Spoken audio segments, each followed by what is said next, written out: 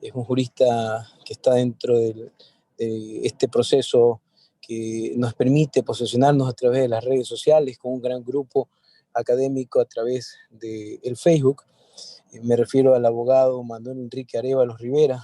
Tiene dos profesiones muy importantes. Una de ellas es abogado de los abogados de los tribunales de la República y economista. Tiene un masterado en Derecho Convención en Derecho Procesal por la Universidad Católica de Santiago de Guayaquil, candidato egresado de la maestría en Derecho Constitucional por la Universidad Técnica Particular de Loja. También es egresado, es candidato a doctorado en Derecho por la Universidad Mar del Plata en Argentina. Actualmente es juez de familia en nuestra hermosa ciudad universitaria, en la ciudad de Quevedo, y es capacitador de la Escuela de la Función Judicial. Eso, darle la bienvenida a Manuel, decirle a todos también que estamos prestos a continuar en este octavo módulo. Nos acercamos prácticamente a la mitad de este ciclo y decirles que a partir de este módulo vamos a remitir a sus correos electrónicos una primera fase de evaluación de todo lo que ha sido la diplomatura, para que conozcamos también vuestras reacciones al respecto de la ejecución de este evento. Sin más detalles, le doy el uso de la voz a usted nuevamente, estimado ingeniero Paularo, para que desde sus, en este caso desde su aula, procédale el uso de las facilidades al profesor Arévalo. Claro que sí. Bueno, en este momento ya está con los permisos nuestro profesor, doctor Manuel Arévalo. Por favor, estimado doctor, puede ya encender su micrófono, le escuchamos, ya está todo habilitado. Listo, muy buenas noches con todos colegas, un saludo especial a Cristian, a Jorge y muy particularmente a la Universidad Técnica Estatal de Quevedo por organizar este tipo de eventos que no hacen más que realzar la cultura jurídica que tenemos acá en la provincia de Los Ríos. Yo no soy de Los Ríos, soy de Guayaquil, pero me considero ya de esta provincia en virtud de que vengo desempeñando funciones acá por varios ratos. Para ir puntualizando lo que vamos a tratar en este módulo se denomina, para conocimiento de ustedes, medios de impugnación. Pero vamos a tratar estos medios de impugnación desde el derecho procesal civil ecuatoriano. ¿Ok? Digo esto porque tengo entendido que hay personas de otras nacionalidades en esta diplomatura. Y si bien vamos nosotros a relacionar por ahí algo de derecho comparado, sabiendo que el grueso de los estudiantes que se encuentran en esta diplomatura es ecuatoriano, vamos a enfocar entonces esta clase desde el derecho procesal civil ecuatoriano. Eso como primer punto. Ahora bien, una cuestión de reglas de este módulo. A las 7 de la noche, por reloj, vamos a hacer un descanso de 5 minutos para poder tomar un poco de aire y continuar con la segunda jornada de la clase. ¿Ok? 7 de la noche, si se me pasa, ustedes me avisan para que podamos hacer un receso de 5 minutos y todos tomemos un poco de respiro. Entiendo que muchos de ustedes pueden salir de su trabajo y estar un poco cansados y necesitar un poco de tranquilidad, de descanso para poder comprender los temas que vamos a abordar durante esta semana. Sin más, vamos a iniciar entonces ya el análisis de este módulo, de esta materia que se me ha encomendado por parte de la diplomatura, que es, como ya les dije, medios de impugnación. Voy a compartir un documento, espero que ustedes me indiquen si pueden ver. Claro que sí, doctor, sí se puede visualizar. ¿Sí lo podemos visualizar? Sí, claro que sí. Bien, algo adicional es que no sé si ustedes me podrían responder si les pasaron los documentos relacionados con la bibliografía del curso para que ustedes puedan hacer revisiones también de lo que vamos a tratar. Aún no, doctor, aún no me pasa todavía el material. Bien, parte de la bibliografía que nosotros vamos a estar utilizando en este curso es la que les voy a poner a continuación en su pantalla. Ustedes me van a indicar pues si lo pueden visualizar.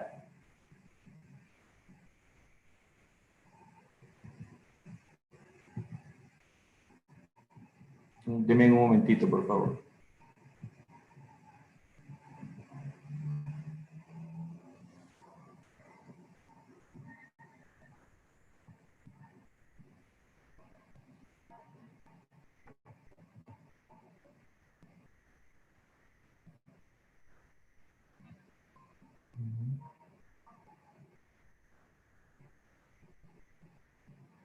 Bien, por algún motivo no puedo compartir ese documento. Vamos a iniciar la clase. Espero que mañana se solucione esto y les comparto el documento donde está la bibliografía. Es una bibliografía amplia, pero también un poco tentativa. No está todo el contenido, pero les va a servir de mucho. Bien, vamos a iniciar. De impugnación, como les decía, la charla que vamos a tratar en este módulo. Miren ustedes, aquí vamos a hacer un diagrama muy rápido de los temas que vamos a abordar en el curso, los medios de impugnación. Los medios de impugnación, vamos a abordar la parte de los recursos, vamos a hablar de los recursos horizontales, de los recursos verticales, vamos a hablar también de las nulidades intraproceso, de las nulidades extraproceso, las nulidades de fuente legal, las nulidades de fuente constitucional, y también, como un ítem dentro de las nulidades, vamos a hablar también de las acciones. Entre ellas, pues, la acción de nulidad de sentencia ejecutorial. Dentro de los recursos, vamos a hablar durante este curso de los recursos horizontales y verticales. De los recursos horizontales, vamos a hablar de la revocatoria, la reforma, la aclaración y la ampliación. Y en los verticales vamos a hablar únicamente de la apelación.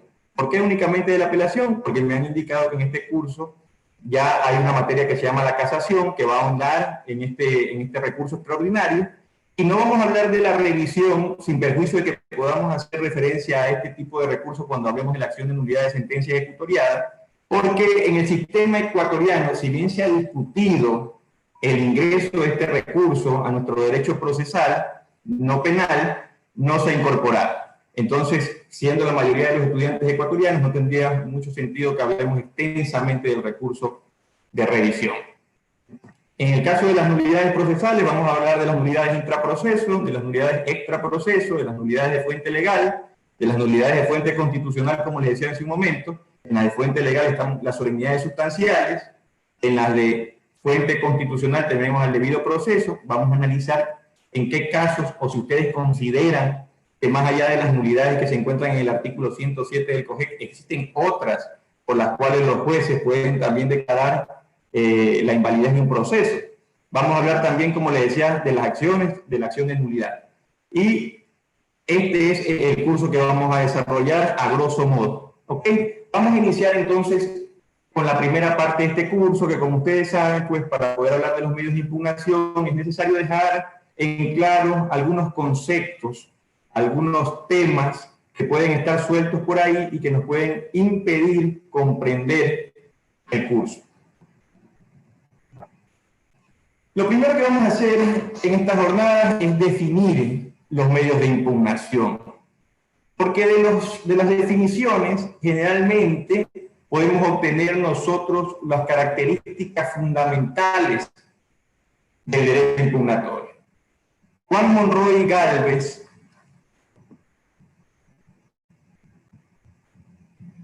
define el derecho impugnatorio, define el instituto como la posibilidad de que las partes soliciten al juez que él u otro de otra jerarquía, ya vamos a ver por qué él u otro de otra jerarquía, ahí estamos hablando un poco de los recursos horizontales, del autor y de los recursos verticales, realice un nuevo examen del acto procesal o de todo el proceso. Es decir, que no solamente se puede apelar de una parte del proceso, sino también de todo. Podemos apelar de una providencia, pero podemos también apelar de una sentencia. Y cuando nosotros apelamos, podemos invocar, por ejemplo, una nulidad que puede tirar abajo todo el juicio. Entonces es importante tener en claro estos elementos de estas definiciones. ¿Con qué finalidad? Con la finalidad de que éste se revoque total o parcialmente. Eso es lo que nos dice Juan Monroy Gálvez sobre los medios de impugnación. También hay otro concepto que me pareció relevante que ustedes lo tengan en consideración, es el que esgrime Alberto Inostroza Mínguez. Él indica que la impugnación se sustenta en la necesidad de disminuir la posibilidad de injusticia Ojo, no dice eliminar la injusticia, disminuir la posibilidad de injusticia, basada pues principalmente esta injusticia en el error judicial. El mismo que si no es denunciado, dice el autor, origina una situación irregular que provoca un agravio al interesado.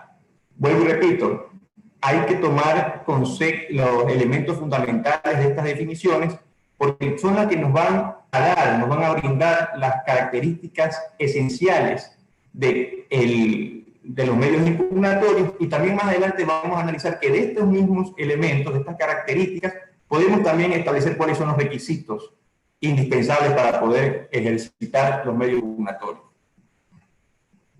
Miren esta definición de Davis extendida. La revocabilidad es un medio jurídico contra la injusticia de la resolución del juez, al paso que la nulidad lo es contra su invalidez. Es decir, que esta revocabilidad de la que habla el autor, que no es otra cosa que la posibilidad de recurrir, sino que está en términos muy amplios, nosotros la ejercitamos, este derecho a recurrir lo ejercitamos cuando consideramos que una sentencia o que un auto es injusto. Ahí ejercitamos los recursos, el derecho a recurrir. Pero cuando nosotros consideramos que el proceso es inválido, si bien recurrimos, el principal fundamento que utilizamos en esa apelación, que puede ser, o puede ser una casación también, el principal fundamento que nosotros utilizamos es la nulidad.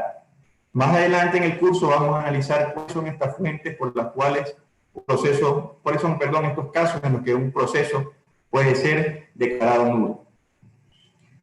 Continúa. La impugnación es el género y el recurso es la especie.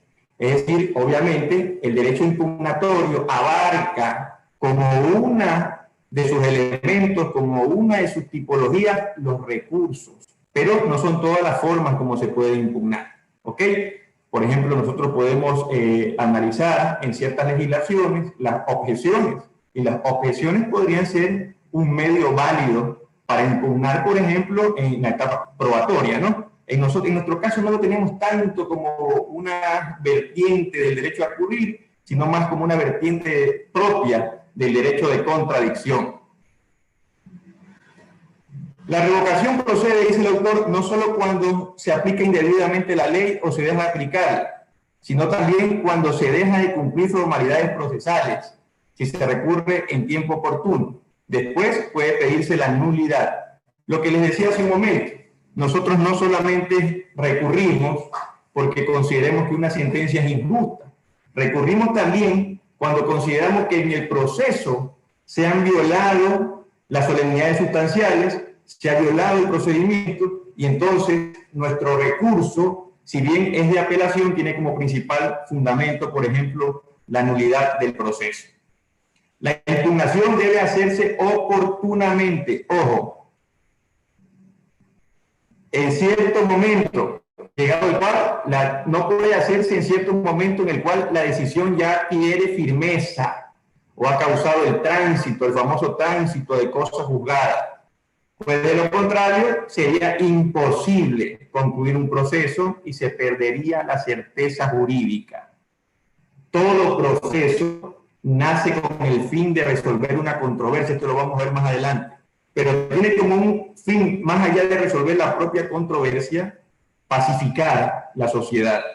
Y por lo tanto no pueden dos personas estar todo el tiempo en un proceso en diversas instancias. Es necesario que el proceso en un momento dado concluya y que ya no se puedan interponer ningún tipo de recursos, de manera tal que esta sentencia cause ejecutoría y proceda también a establecerse la cosa juzgada material. Principio por el cual ya ese proceso o esos hechos que dieron origen a ese proceso no pueden ser ya revisados en un nuevo proceso.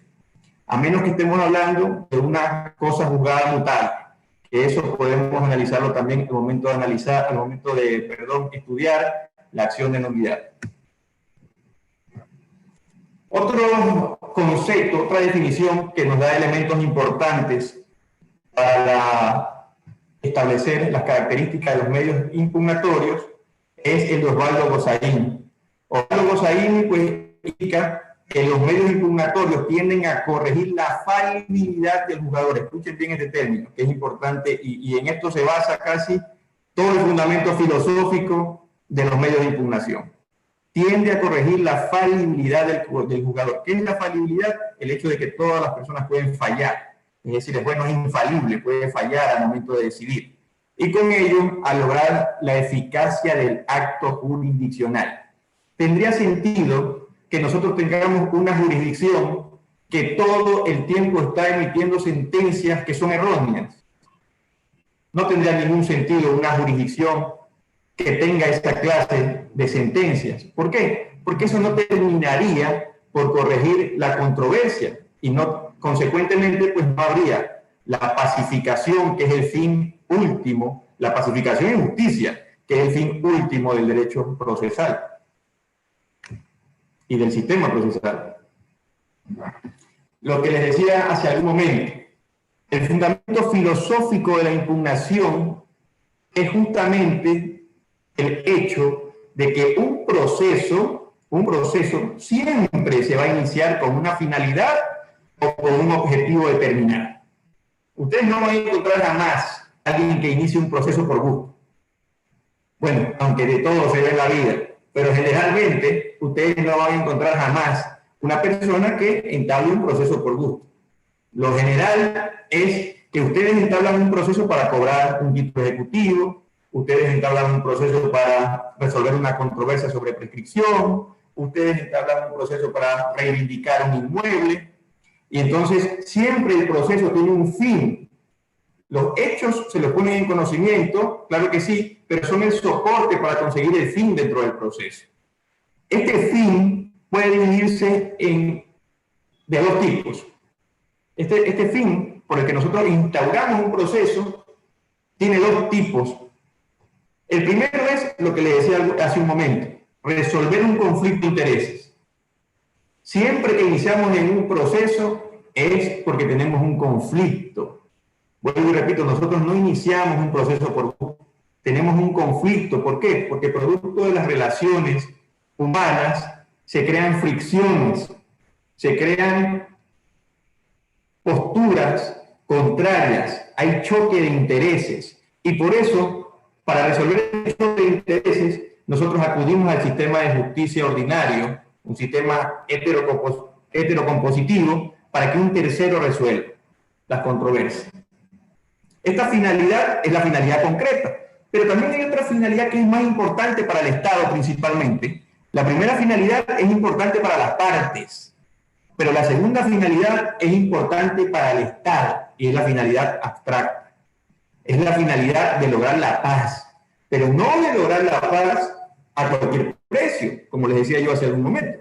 No logrando, entre comillas, la paz emitiendo sentencias erróneas, todo acto jurisdiccional erróneo, no. Lograr la paz en justicia, es decir, resolver los conflictos sociales a través de la administración de justicia, pero también tomando en consideración que la sentencia o la resolución del caso debe ser apegada al derecho, teniendo en cuenta que el derecho se lo considera justo, por lo menos hasta que no se pruebe lo contrario.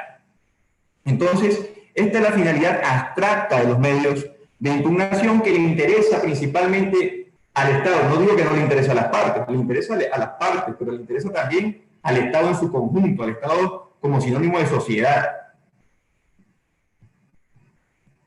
Miren ustedes, entonces, si el proceso tiene un fin y esos hechos se ponen en conocimiento de un tercero, investido de autoridad, de jurisdicción, que va a resolver el pleito, y ese tercero tiene que juzgar, y juzgar una actividad humana, sacamos entonces un elemento importante de las definiciones que venimos viendo hasta ahora.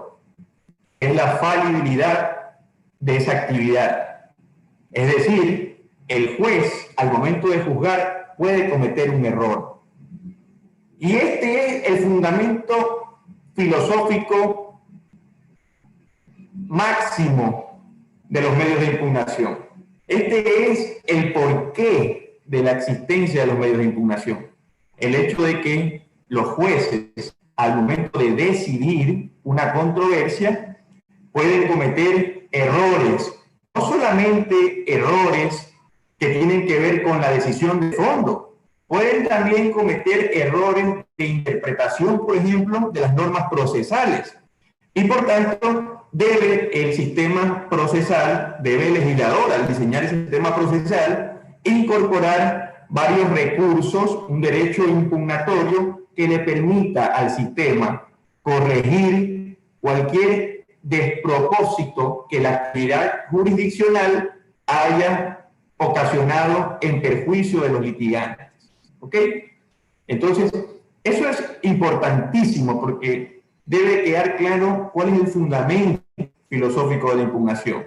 Nadie tenemos un recurso por tenerlo. Esto tiene una consecuencia lógica. Y esta consecuencia lógica es evitar, no eliminar, pero evitar en la mayor medida de lo posible el hecho de que la actividad jurisdiccional incurra en errores permanentes. Aquí una cuestión que es importante antes de pasar a la siguiente diapositiva. Antiguamente se pensaba que este derecho a recurrir, este derecho impugnatorio, era una forma de sanción a los jueces de primer nivel.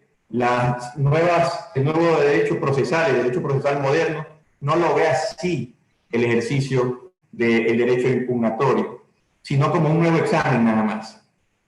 Porque de lo contrario se pensaría que el juez de primer nivel es un subordinado del juez de segundo nivel. Y realmente, si bien hay una jerarquización, no es tanto como que el juez de primer nivel es subordinado del juez de segundo nivel, sino que el juez de segundo nivel hace un nuevo examen para verificar si lo que ha hecho el juez de primer nivel está bien o no. Pero no es en estricto sentido un control de la actividad del juez. No es en estricto sentido eso, sino un petitorio de nuevo examen realizado por las partes. Así es como debe entenderse en el derecho procesal moderno, por lo menos así lo dicen los doctrinarios, el derecho impugnatorio. Lo que les decía hace un momento, y en esto hay que reiterar, porque como ustedes vienen escuchando, es el punto más importante para la existencia de los del derecho impugnatorio, ¿no? Yo diría que el único, pero de todas maneras podría tomarse en consideración algunas otras cuestiones al momento de impugnar, no solamente la falibilidad humana. Bien, hay una certeza de que nosotros, los seres humanos, somos falibles, ¿no es cierto? La falibilidad humana acostumbra a sustentar la obviedad de que el juez de primer grado puede errar. Es decir, nosotros ya tenemos como premisa, al momento de diseñar los sistemas procesales, que el juez de primer nivel puede fallar. No fallar en el sentido de sentenciar, sino fallar en el sentido de errar. Y la conclusión, por tanto, es que las partes en un proceso deben de tener derecho a recurrir. Ahora, yo los invito a pensar sobre un cuestionamiento. ¿Los jueces de segundo nivel no cometen errores? Esa sería una buena pregunta para atacar el fundamento filosófico de los medios impugnatorios. Obviamente, si nosotros lo entendemos así, claro, vamos a decir, o sea, los medios probatorios no tienen, el derecho impugnatorio no tiene ningún sentido, porque tanto como los jueces de primer nivel fallan, también fallan los de segundo nivel. Pero no es la visión con la que tiene que estudiarse los medios impugnatorios. La visión con la que tiene que estudiarse los medios impugnatorios es que tanto el juez de primer nivel como el de segundo nivel fallan o pueden errar, pero lo que se asegura es un menor margen de error. Es decir, el hecho de que un proceso o que una sentencia sea emitida por un juez de primer nivel y luego revisada por un tribunal, reduce la duda de que haya un fallo erróneo. No estoy diciendo que la elimina, yo estoy diciendo que la elimina, no digo que la elimina, pero sí reduce la posibilidad de que la actividad jurisdiccional se convierta en un despropósito que afecte. innecesariamente los derechos de las partes. Ahora bien, ¿cuál es el propósito entonces de la impugnación luego de que ya hemos visto todo esto?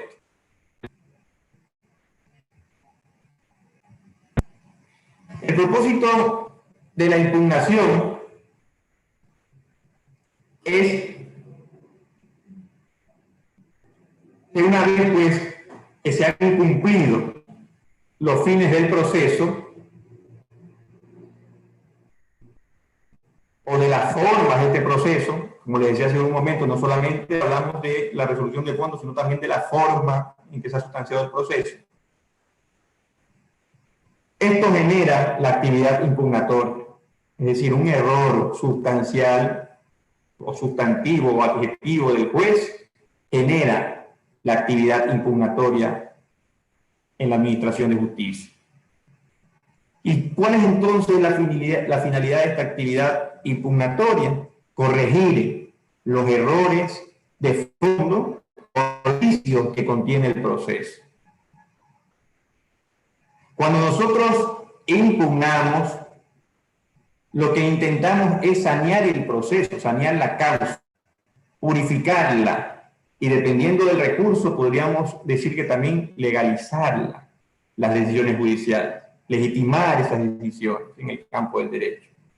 Ustedes saben, y ya lo vamos a ver más adelante, durante el transcurso de esta semana, que la impugnación, que la apelación, por ejemplo, permite todo tipo de análisis, de planteamiento, de fundamentación, pero en el caso de la casación, que no lo vamos a ver en este curso, deben tener en claro también que hay requisitos especiales que nos permiten también hacer una impugnación de una sentencia. Y eso se llama, pues, de algunos casos, establecer si la legitimidad de la sentencia. Por eso, en este propósito de la impugnación, al final se habla de legalizar las decisiones judiciales, en ese sentido, en el sentido de la casación, establecer si se ha aplicado correctamente el derecho. Ustedes van a encontrar que todo esto que venimos hablando, este derecho impugnatorio, o los medios de impugnación, aterrizan en un derecho que luego va a tener relevancia convencional y relevancia constitucional. Ojo, un derecho que luego va a tener relevancia convencional y relevancia constitucional. ¿Qué quiere decir esto? Que va a ser recogido en sendos tratados internacionales y en las constituciones de muchos países, como una garantía elemental que debe haber dentro de la madre de todas las garantías, que es el proceso. No hay y esto tiene que quedar claro, no hay ninguna garantía que sea tan fundamental como el debido proceso, pues sin esta garantía nosotros no podremos viabilizar ninguno de los otros derechos que recogen las convenciones y las constituciones, derechos ya sean fundamentales o constitucionales. Este derecho a recurrir, entonces, dispara un principio o hace que nacer en el derecho también un principio, que es el principio de la doble instancia. ¿Qué es esto de la doble instancia? Lo que venimos hablando. El hecho de que una sentencia emitida en una primera instancia pueda ser revisada por una segunda instancia que ratifique o revoque lo que se ha resuelto. Y con eso reducir en mayor medida la duda que puede haber sobre la resolución del caso. Este principio de doble instancia es conocido también en la doctrina, no crean que son dos cosas distintas cuando revisen textos, cuando revisen la bibliografía. Es conocido también en la doctrina como el doble grado de jurisdicción. El doble grado de jurisdicción. Es decir, que tengamos derecho a un primer grado de jurisdicción, que vendría a ser lo que en nuestro sistema procesal son las unidades judiciales, las unidades de primer nivel, y a un segundo grado de jurisdicción, que vendría a ser este tribunal de alzada, ante el cual nosotros planteamos el reclamo, sea cual fuere este. también visto desde la conformidad o inconformidad de los sujetos procesales, vamos a encontrar que este derecho, o este principio, perdón, de la doble instancia, se lo conoce también como doble conforme. ¿Esto por qué? Porque se entiende que una parte que ha sufrido ya una sentencia estimatoria o desestimatoria en un nivel, en el primer grado de la jurisdicción, para tomar las palabras de este otro concepto, de este otro término, perdón. Una persona que ya ha sufrido el primer grado de jurisdicción y le han negado o estimado su pretensión, recurre y el tribunal ratifica lo hecho,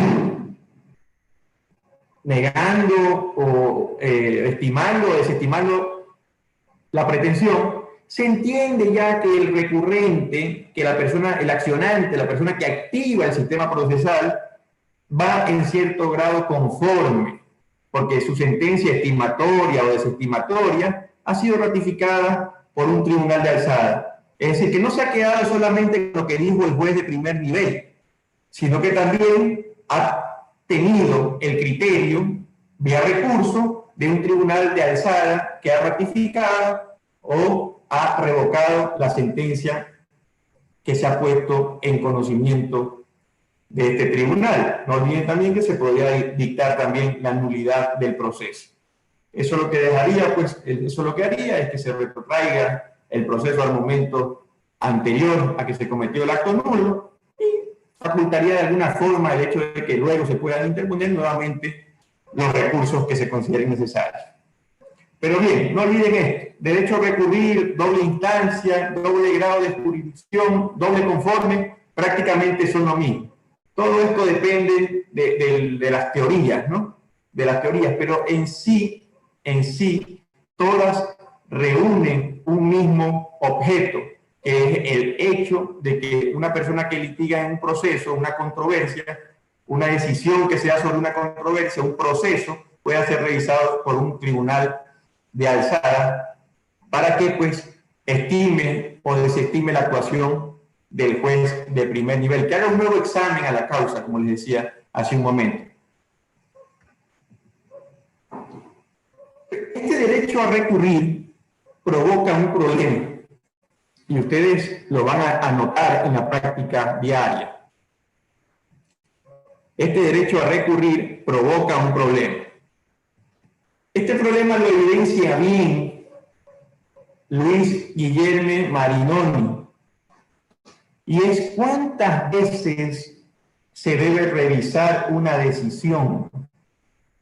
Nuestro sistema permite apelar, permite casar y pare de contar en la justicia ordinaria civil. Pero luego también se puede plantear una acción extraordinaria de protección. Es decir, que una decisión podría ser revisada 3 veces.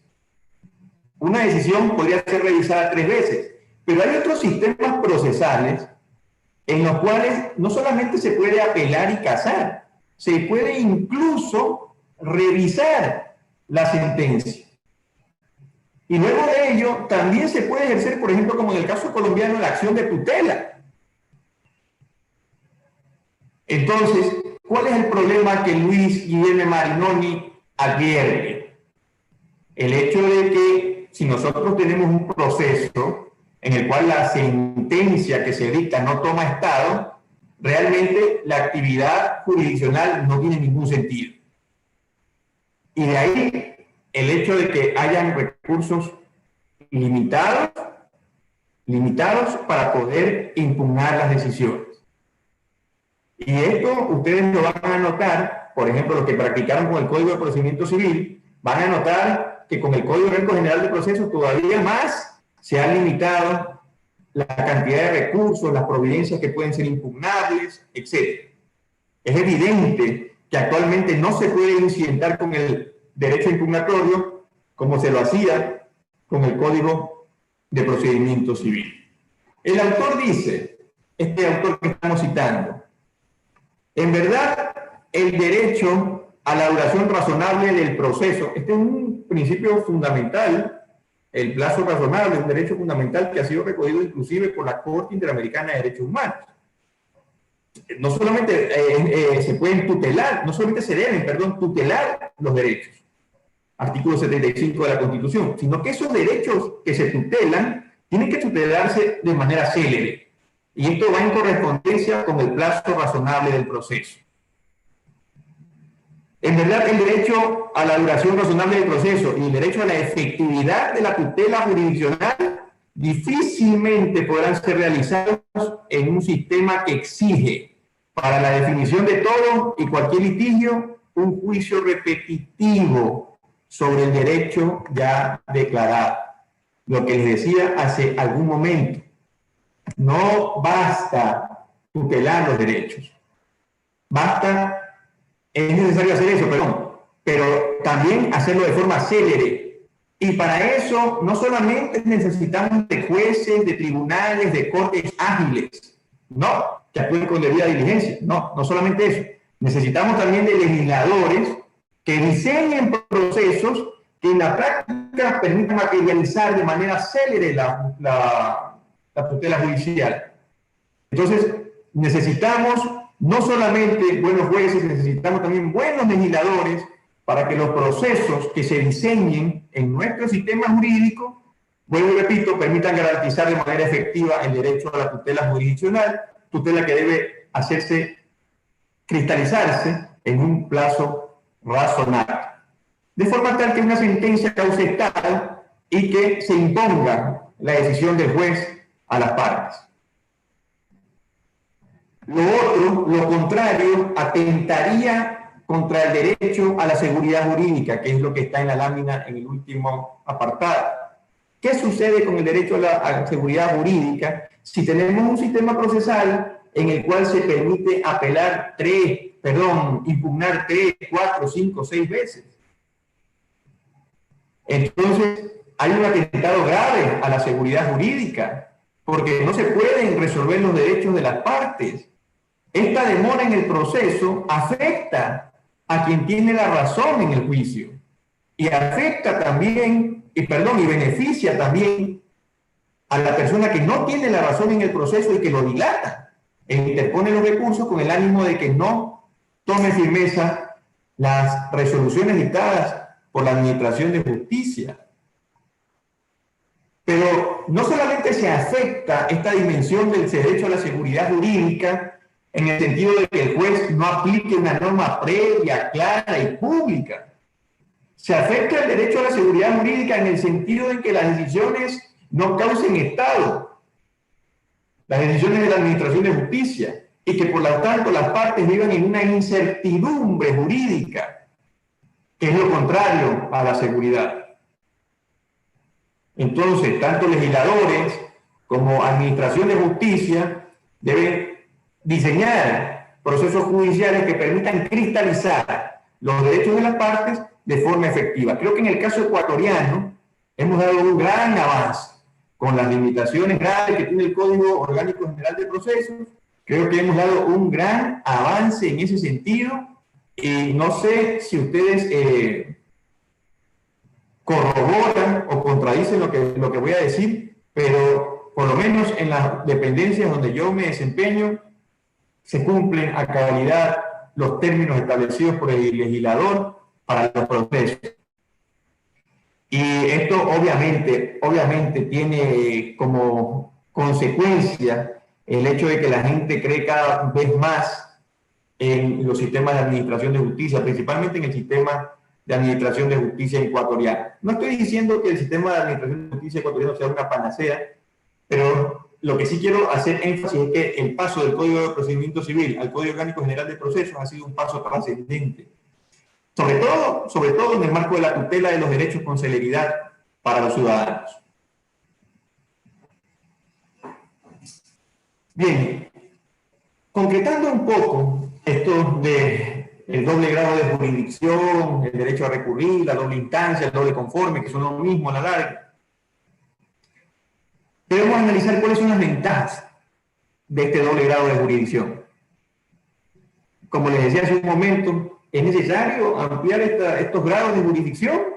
¿O realmente tenemos que ir haciendo que cada vez este grado de jurisdicción no se elimine, pero haciéndolo más efectivo? Haciéndolo más efectivo de manera tal que no pueda ser utilizado como una herramienta para dilatar permanentemente los juicios, como sucedía anteriormente. La gente, los juristas, los doctrinarios, generalmente alegan que una ventaja del proceso es la inconformidad de la parte vencida, el hecho de que esa inconformidad puede ser absuelta, puede ser analizada por un tribunal de alzada. Y entonces, desde ese punto de vista, claro que la doble jurisdicción es una ventaja, porque a mí me resuelven un proceso, yo no estoy conforme con eso, esa resolución que me causa un gravamen, aunque yo gane el juicio, ojo, puedo ganarlo parcialmente, no siempre de manera total. Yo pienso que esa resolución me causa un gravamen, estoy inconforme, apelo, y probablemente un juzgado superior, un tribunal superior, perdón, me dé la razón, o quizás no me la dé, pero puedo manifestar mi inconformidad.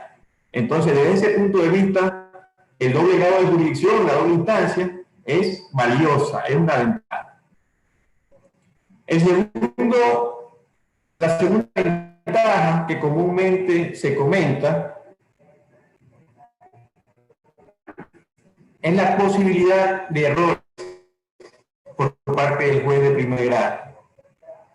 Esto, pues, sin duda, analizar la ventaja así como está establecido en este texto, sin duda va en detrimento de los jueces de primer nivel y diera la impresión de que los recursos se han establecido, de que el doble grado de jurisdicción se ha establecido porque los jueces de primer nivel siempre fallan mal o siempre se tiene una sensación de que el juez de primer nivel falla mal. Esto realmente no es así, vuelvo y repito, los medios impugnatorios deben de ser vistos como la posibilidad de que una parte que está inconforme solicite un nuevo examen del juicio. No para revisar la actividad del juez, no, sino como un nuevo examen, indistintamente del juez que haya tramitado el proceso. Es más, la Corte Superior, el Tribunal, podría ratificar la decisión que ha dictado el juez de primer nivel. Pero bueno, desde el punto de vista que los jueces cometemos errores, tiene que tomarse en cuenta esto, pues, y realmente los medios impugnatorios son una ventaja, porque, vuelvo y repito, hay la falibilidad al momento de juzgar, y los jueces cometemos también errores muchas veces cometemos errores, obviamente no son errores, generalmente no son errores de un grueso calibre, pero por ahí pueden cometerse ciertos errores al momento de interpretar normas, al momento de interpretar disposiciones procesales, etc. Otra ventaja que comúnmente se alega para el doble grado de jurisdicción es la mayor experiencia e instrucción de los jueces de segundo grado. Esto no es así, por lo menos en nuestro caso. Ustedes saben la forma como está diseñado nuestro sistema, ¿no? Nuestro sistema jurídico. Puede un juez de primer nivel estar 40 años en el primer nivel y mañana pues hacerse un concurso para la Corte Provincial de Justicia y entrar una persona sin ninguna experiencia jurisdiccional, ojo, no digo en el campo del derecho, sino jurisdiccional, sin ninguna experiencia, estar por encima de una persona que tiene 40, 30, 20 años de experiencia ejerciendo como titular en un juzgado. Para nuestro caso, esto no podría asumirse como una ventaja. No obstante, esto está hecho en términos generales y en otros sistemas procesales, en los sistemas procesales de otros países, ninguna persona pues puede llegar a ser juez de segundo nivel y no ha pasado primero escalando por los juzgados del primer nivel. Es decir, que obligatoriamente las personas que van a conformar las cortes provinciales van a ser siempre pues jueces de primer nivel que han tenido mayor experiencia, los que tienen más años y los que han probado esos méritos a través de las pruebas correspondientes. Entonces, vuelvo y repito, esto no es algo que realmente sea una ventaja para el caso particular ecuatoriano, pero sí puede ser visto como una ventaja para otros casos. La influencia psicológica positiva que es ejercida sobre el juez, de que su decisión será revisada. Miren ustedes, es una ventaja esto de la doble jurisdicción, porque el juez sabe que le van a revisar su sentencia. Entonces, si el juez sabe que le van a revisar su sentencia, efectivamente, pues va a ser una motivación exhaustiva, va a plasmar su idea de forma lógica, razonada, comprensible, utilizando bien los principios de valoración de la prueba. con la finalidad de que el Tribunal Superior termine revocándole su sentencia y sancionando.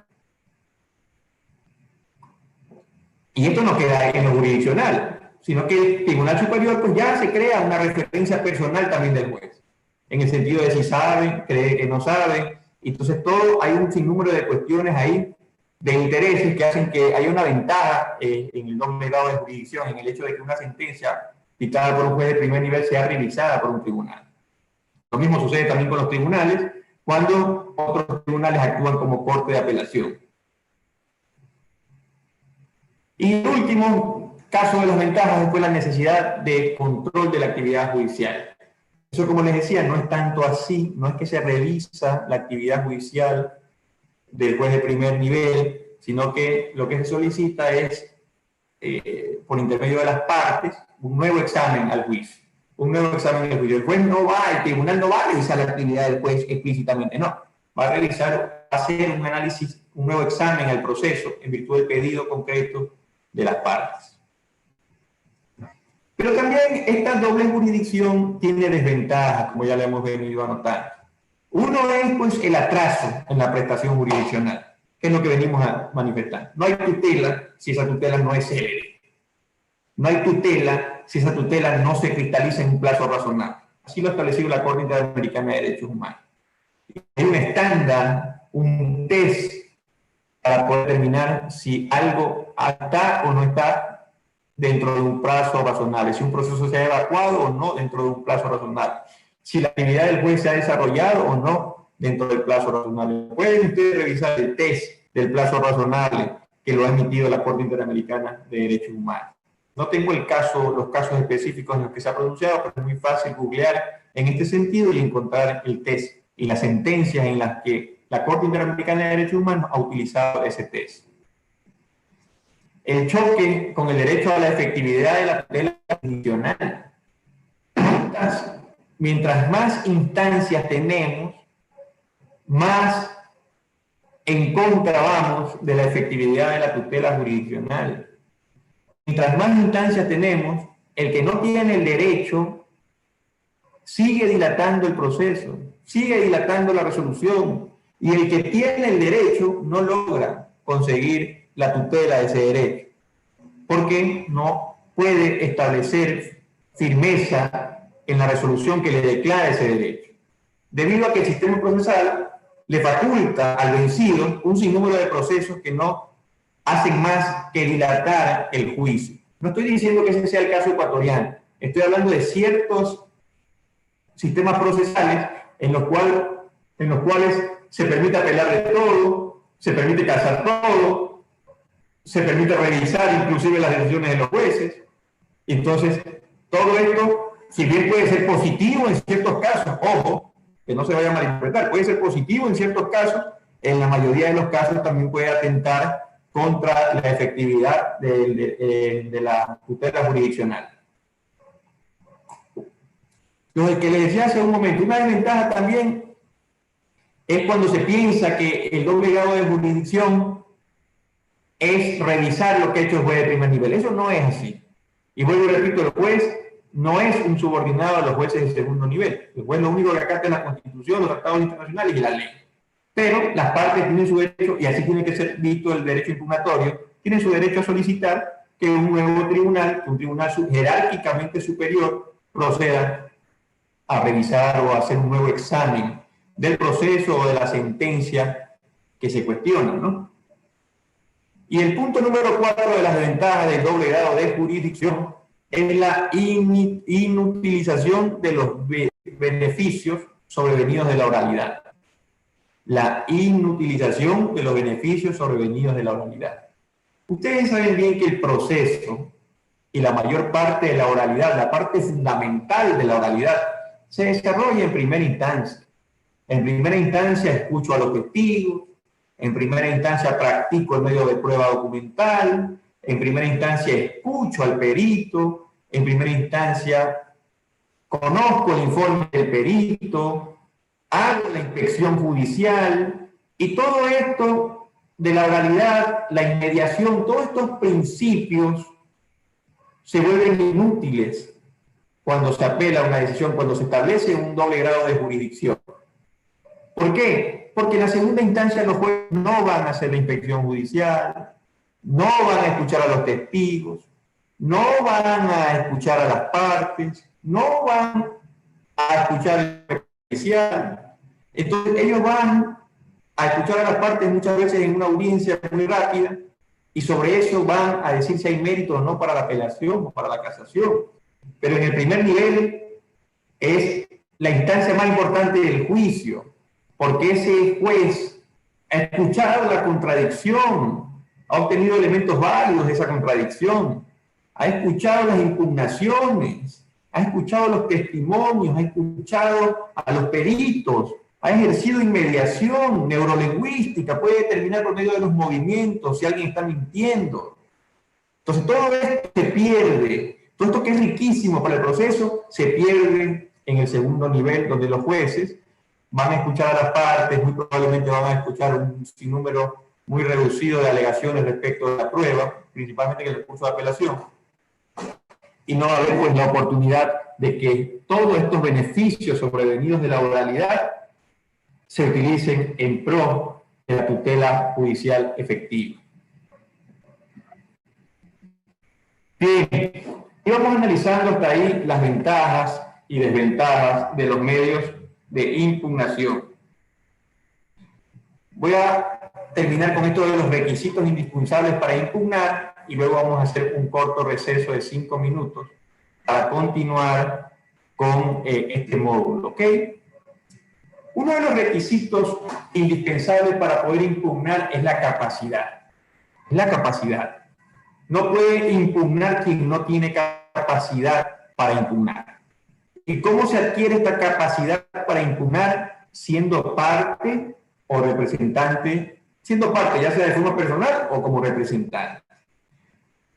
Un tercero, por ejemplo, que no tiene nada que ver en el juicio, no tiene capacidad para impugnar.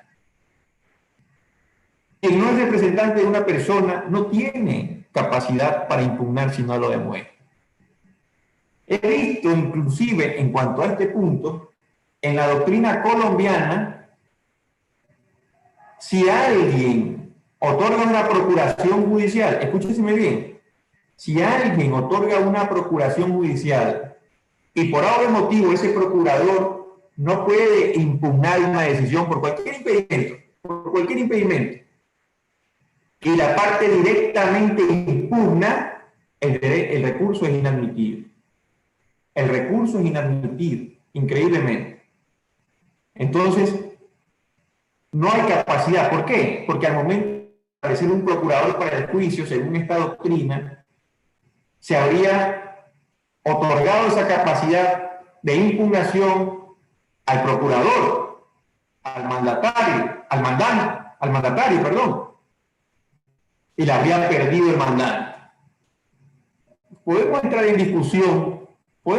discusión sobre si esto es así, sobre si nosotros consideramos que esto debería ser así. Eso no entra en duda. Pero ese no es el problema aquí. El problema es que cierta parte de la doctrina considera entonces que este es un ejemplo de alguien que no tiene capacidad para impugnar. Un ejemplo más claro en nuestros procesos es un tercero que no tiene nada que ver en el juicio, que no ha comparecido oportunamente y que pretende reclamar o impugnar al momento que se produce la decisión final.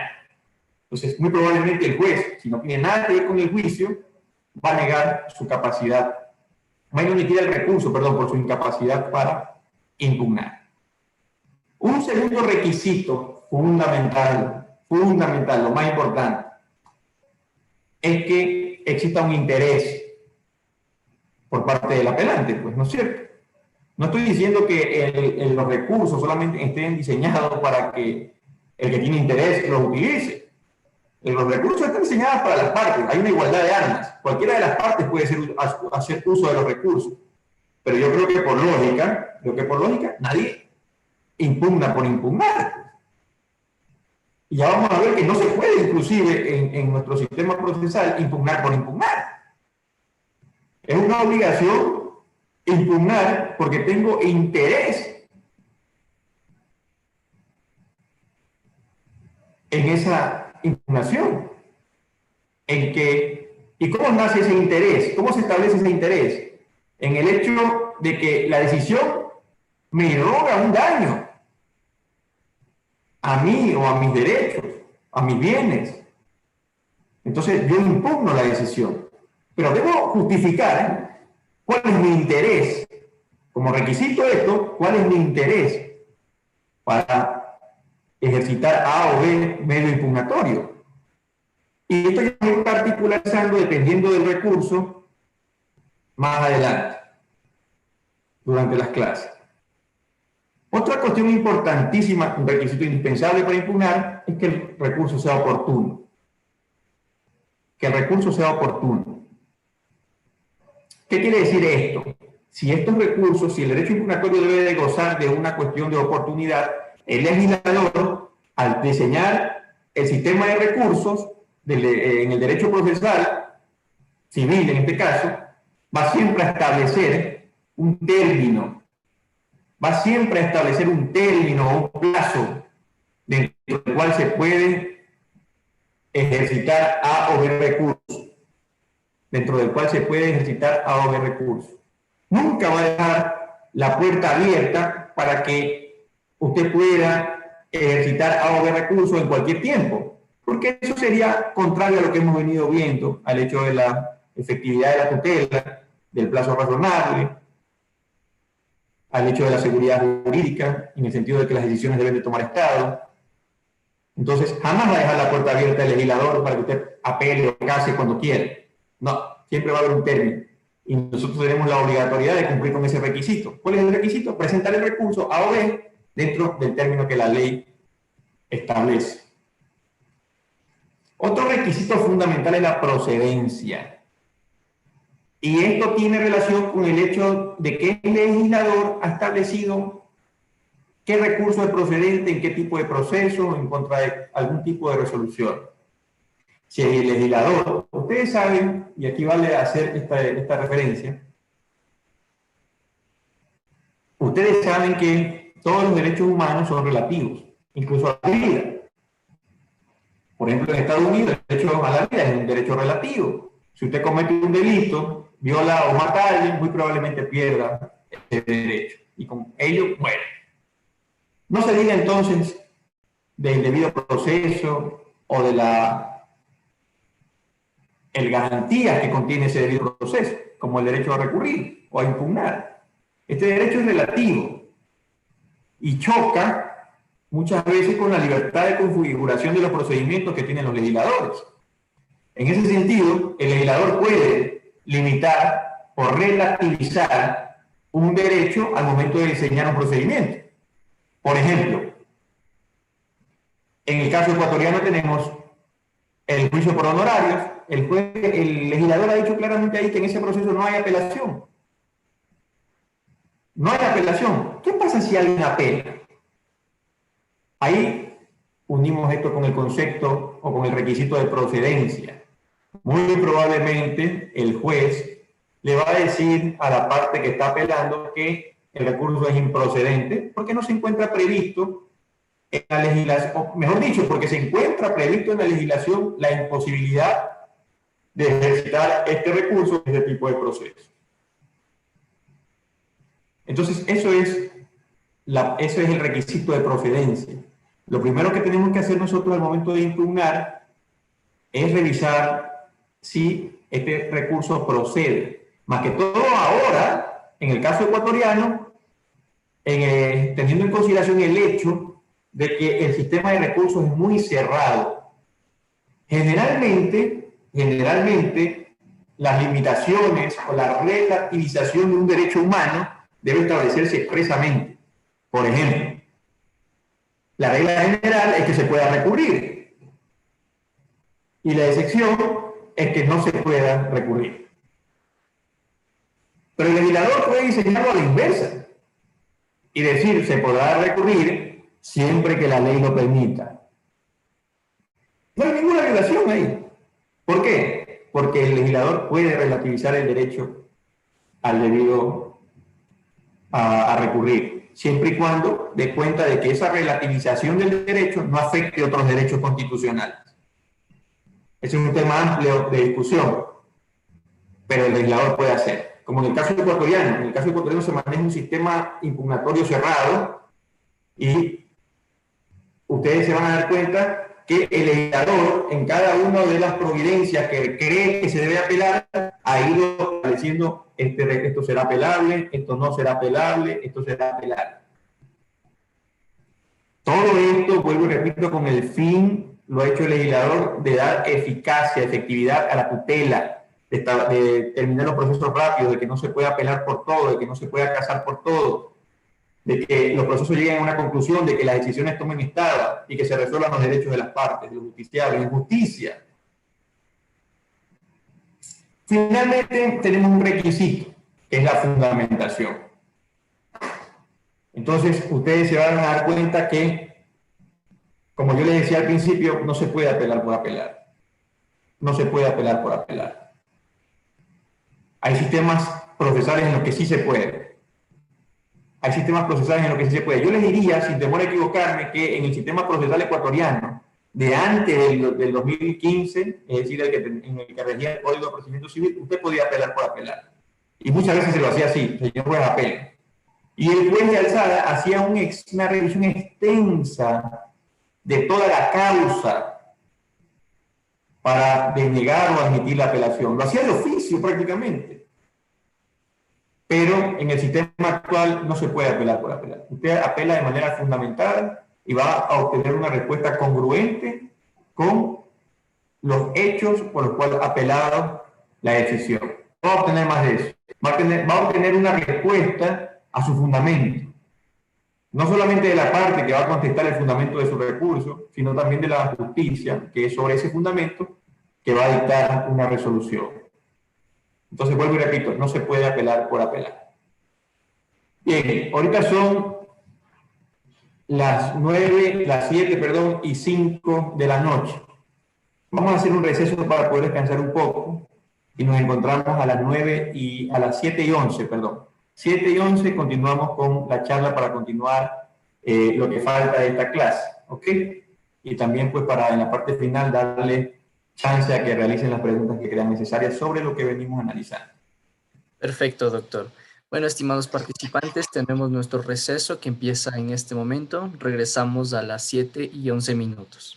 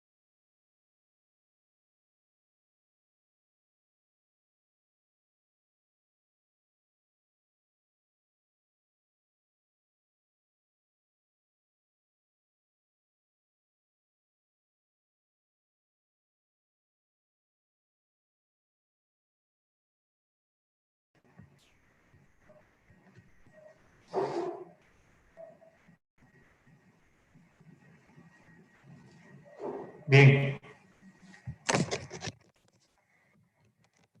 Vamos a continuar. Claro, doctor. ¿Sí me escuchan? Sí, claro que sí. ¿Se ve la diapositiva? También, sí se ve.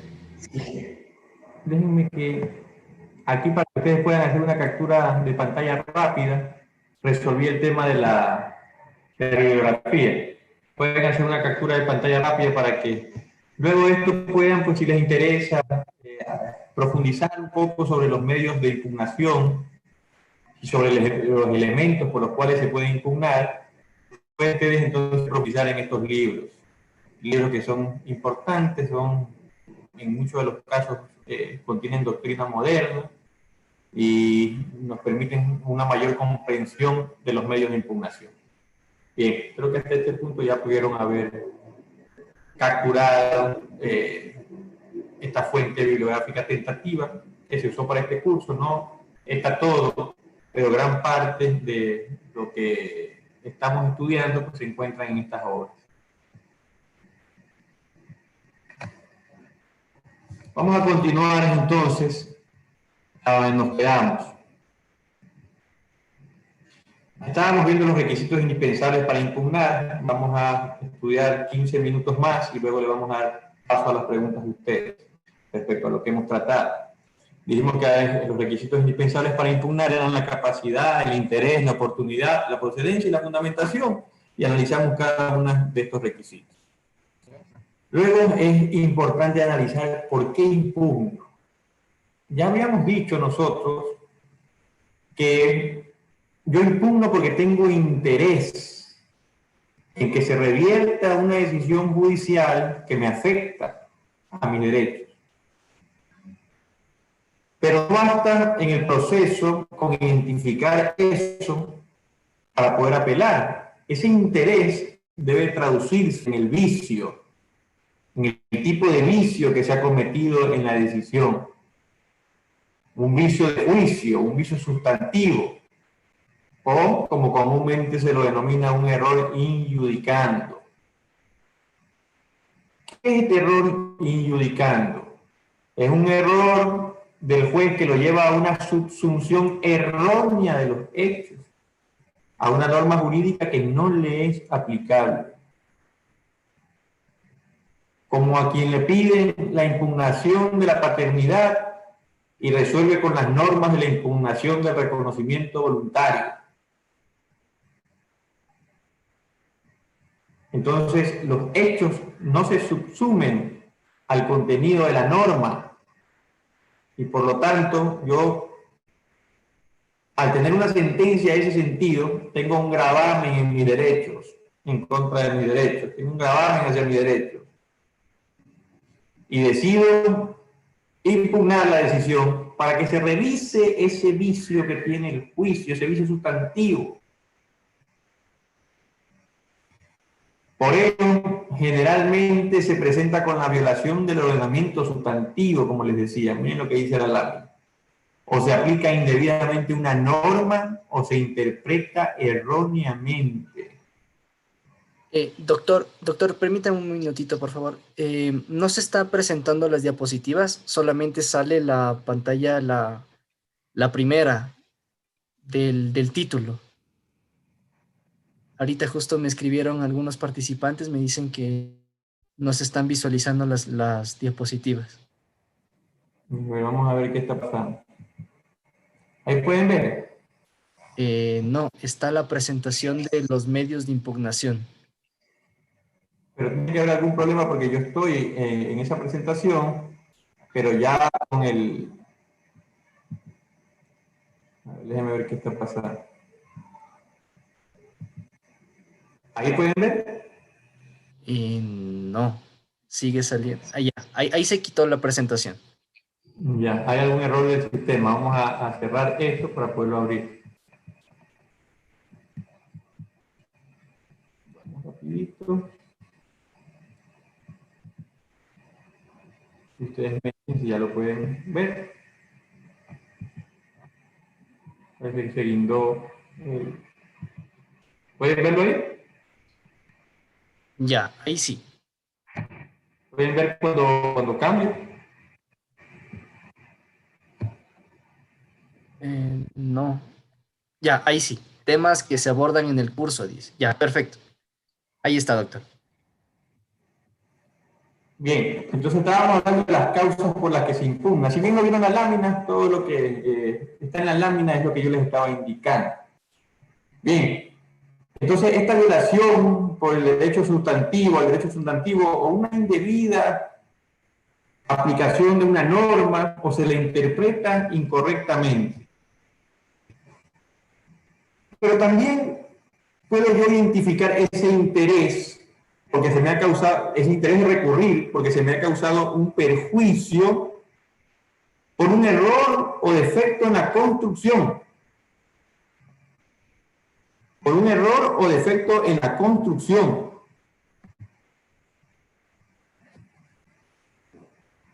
Dice la lámina, se produce debido a la afectación de una norma procesal esencial. ¿Cuáles le parece a ustedes que son las normas procesales esenciales? Las normas de valoración probatoria, las normas que establecen las solemnidades sustanciales, la citación, un sinnúmero de normas que son fundamentales dentro de un proceso. Entonces, no solamente porque hay un ataque del juez a la ley sustantiva, puedo yo impugnar. También puedo hacerlo cuando hay un ataque del juez. Un ataque me refiero a una agresión del juez al derecho procesal. Entonces, me permite también que estos errores denominados improcedendo, errores de procedimiento, puedan ser también impugnados. Esta es otra causa por la que yo impugno. La primera causa era porque se aplica mal una norma sustantiva, se la interpreta mal o se la deja de aplicar. Y también porque hay vicios en el procedimiento. Ustedes van a ver con mayor profundidad y con mayor exigencia esto al momento de analizar el curso de casación. No voy a ahondar mucho en eso porque van a tener una clase entera sobre este tema. Otro tipo de error por el cual yo apelo, o impugno, mejor dicho, es por el vicio de razonamiento. Este vicio se produce cuando existe falta o deficiente motivación. Miren ustedes, pero la motivación de una sentencia genera o provoca la nulidad de la misma. Entonces, este vicio se refiere a toda esa construcción lógica que tiene que hacer, lógica, razonada y comprensible, que tiene que hacer el juez al momento de dictar sentencia. Es decir, que nosotros verificamos en el famoso test de motivación si la sentencia es lógica, si hay razonamientos estructurados de forma coherente, si es razonada, si no hay contradicción entre las premisas una y otra, si todo lo que está construyendo el juez es correcto, o si al final pues es comprensible lo que el juez está diciendo en su sentencia. Ese test de motivación nosotros lo hacemos y si creemos que falla el juez al momento de motivar, podemos también impugnar ese fallo por el error incogitante. Ahora bien, ¿cuáles son las clases de medios impugnatorios? Ustedes van a encontrar en la doctrina un sinnúmero de clases de medios de impugnación. Pero vuelvo y repito, a mí me ha interesado recoger las clasificaciones que se dan desde la doctrina procesal civil ecuatoriana o que tienen mucha relación con esta doctrina procesal, con nuestra doctrina procesal, porque la mayoría de los estudiantes del curso son ecuatorianos. Entonces, según el objeto de la impugnación, nosotros tenemos los famosos remedios y los recursos, una distinción que hay. Los remedios y los recursos. En muchos otros países, la concepción del remedio no es lo mismo que en el nuestro. En nuestro país, el remedio es relacionado con el hecho de que el mismo juez subsana el vicio.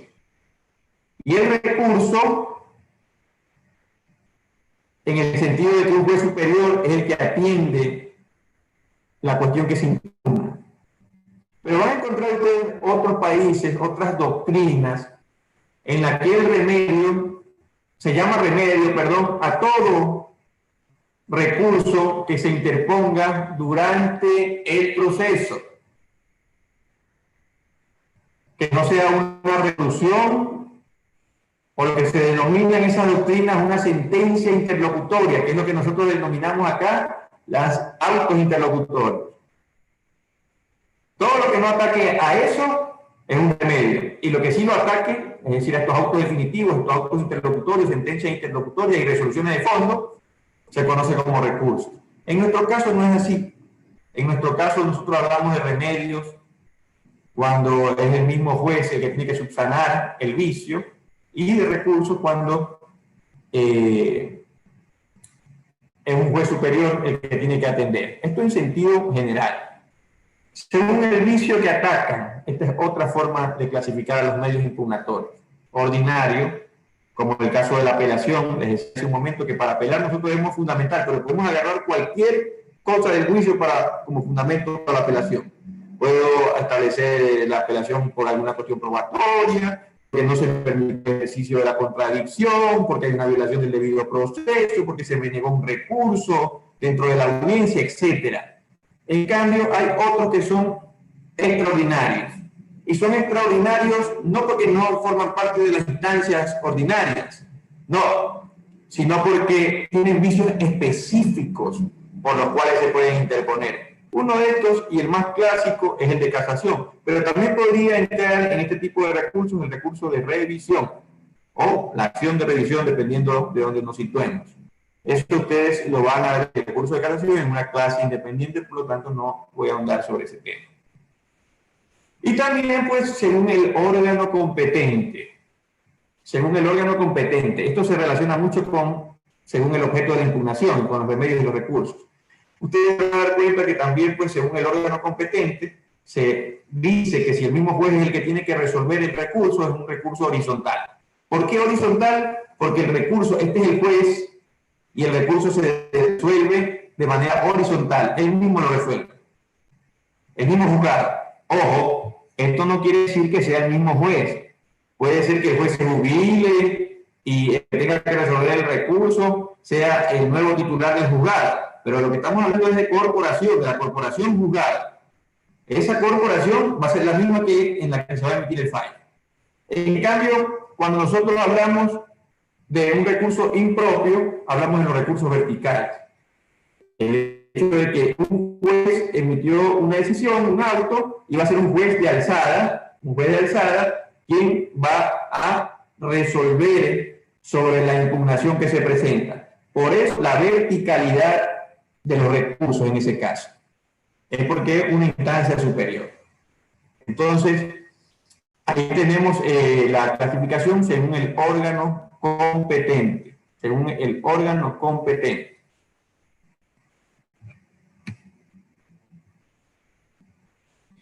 Bien, ya para finalizar tenemos el fundamento jurídico del derecho en el derecho internacional, del derecho a recurrir. Ustedes pueden revisar el artículo 8.2, literal H, de la Convención Americana sobre Derechos Humanos.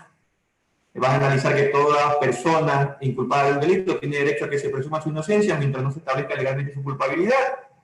Durante el proceso, toda persona tiene derecho a la plena igualdad a las siguientes garantías mínimas. H, derecho a recurrir el fallo ante un juez o tribunal superior. Esto está más enfocado en materia penal porque realmente al momento de crear todos estos documentos internacionales, pues lo principal era garantizar a las personas en los derechos penales, pero el derecho a recurrir se ha extendido a todas las materias del derecho y actualmente es una constante general en todos los procesos. También se concebía el derecho a recurrir siempre como el hecho de una revisión de un juez jerárquicamente superior, pero como hemos ido viendo, el derecho a recurrir también implica una faceta horizontal, es decir, una faceta, una dimensión mediante la cual es el mismo juez quien puede revisar el posible error cometido en el proceso. Otro documento internacional en el que van a encontrar consagrado el derecho a recurrir es en el artículo 9.4 del Pacto Internacional de Derechos Civiles y Políticos. Toda persona que sea privada de libertad en virtud de la detención o prisión, tendrá derecho a recurrir ante un tribunal. Ahí está claramente el derecho consagrado. Todo esto está consagrado como derecho, el primer caso humano, y acá como derechos civiles y políticos. ¿Sabe? No hay cómo obviar este derecho, no hay cómo obviar este derecho en la sustanciación de los procesos. Porque ustedes saben que de acuerdo a lo que establece la Constitución de la República, estos derechos se encuentran incorporados a través del bloque de constitucionalidad a nuestro ordenamiento jurídico. ¿Y cuál es el fundamento jurídico del derecho interno del derecho a recurrir? Del derecho interno del derecho a recurrir. El artículo 76.7, literal M de la Constitución. Estamos hablando de todo esto en materia procesal civil, ¿no?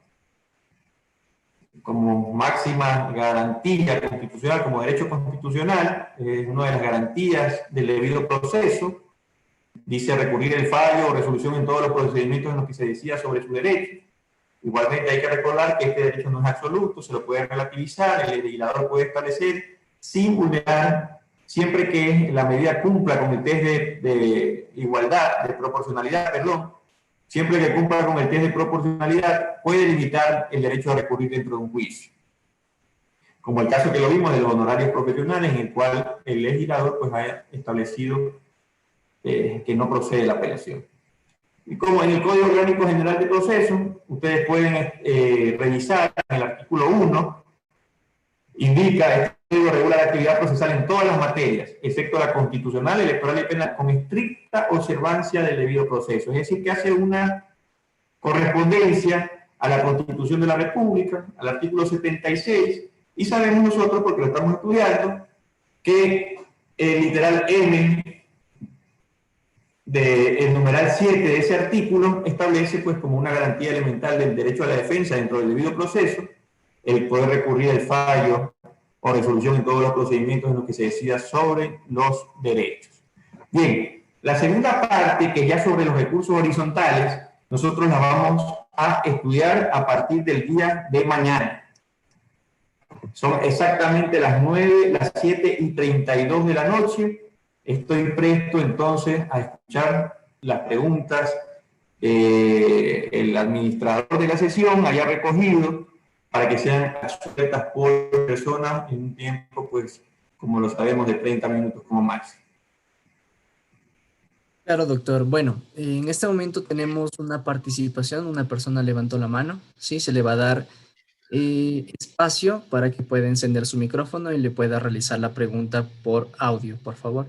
Estimado Guise Ruiz, por favor, encienda su micrófono, le escuchamos.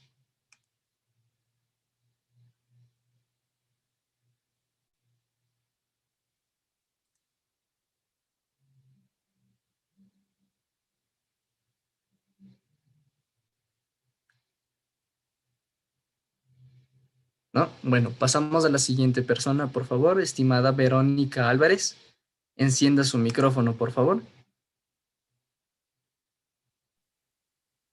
Buenas noches, doctor. Excelente ponencia.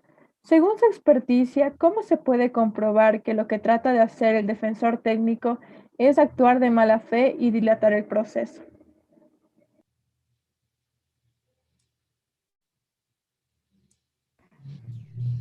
Verónica, ¿verdad?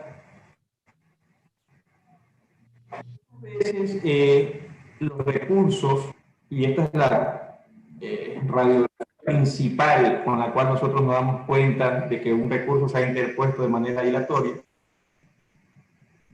es justamente cuando los recursos se proponen sin fundamento. No se olviden ustedes que hay una obligación de fundamentar los recursos. Hemos visto que ese es uno de los requisitos para impugnar.